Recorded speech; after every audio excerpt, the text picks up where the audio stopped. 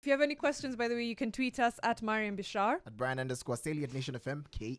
And of course, what's your handle, Kobe? On Twitter, it's at Kobe, Cobii. On Instagram, Mombindongo. All right. We wanted to know how software development is bridging the gap between what the market needs and what is currently, offered by education institutions.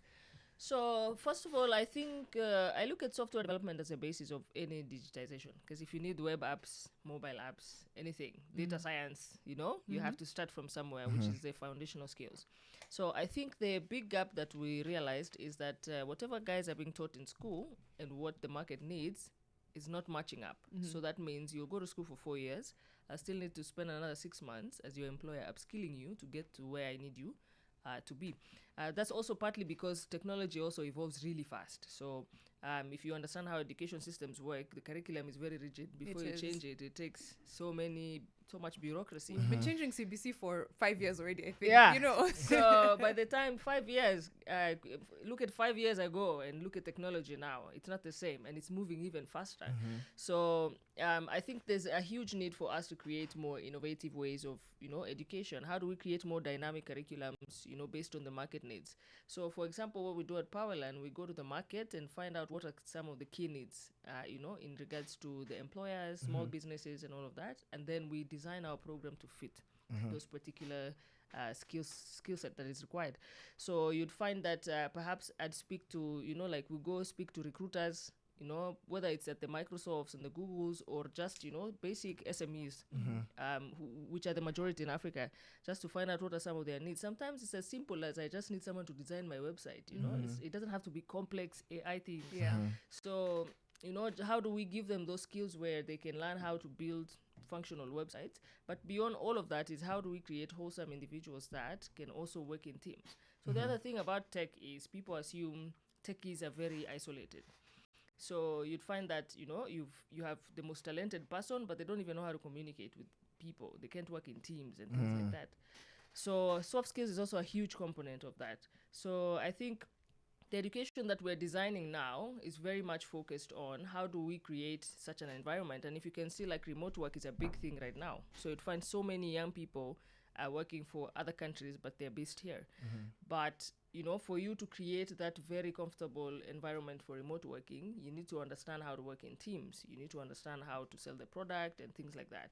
So I think just beyond the technical skills, there's a huge also element of soft skills that is needed for young people to adapt to the market currently and get opportunities for work.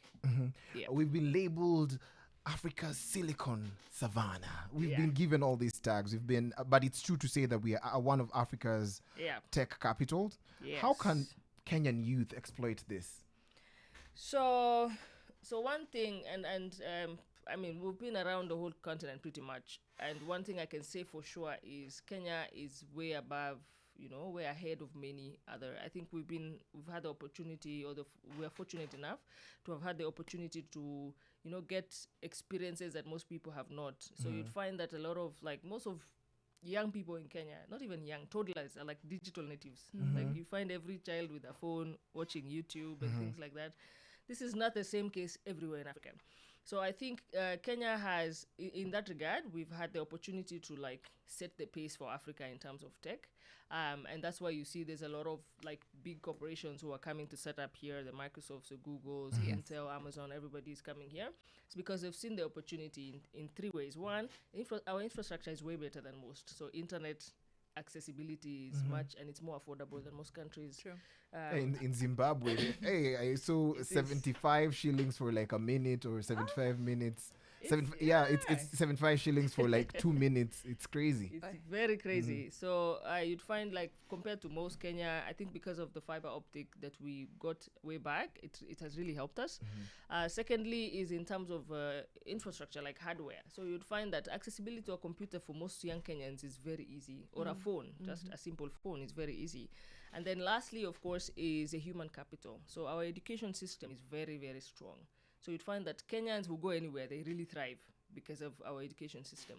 So a lot of people, corporations, businesses, investors, they find it easier to work with Kenyans a lot. So I think that's a huge opportunity for us to take advantage of, especially as young people. So see what are some of the existing spaces that are currently there. Just beyond, there's opportunities to create startups, new startups, but also just looking at some of the problems within your space and then creating solutions for that. For them, That's like a key starting point. And then from there now we innovate as we go forward. Yeah. We'll get back into the music. I've got some Stormzy and Ray with The Weekend. He was spotted with my drama over the weekend. Coincidentally enough, I'm not a prophet. I'm not a prophet of doom. But have some faith. Have some faith. Kwanza hiyo round 2 ndio wazi. Nikwambia kama mko na capital in your previous relationship, this one is not going to work. Tafuteni pake. Wewe tema hiyo mate.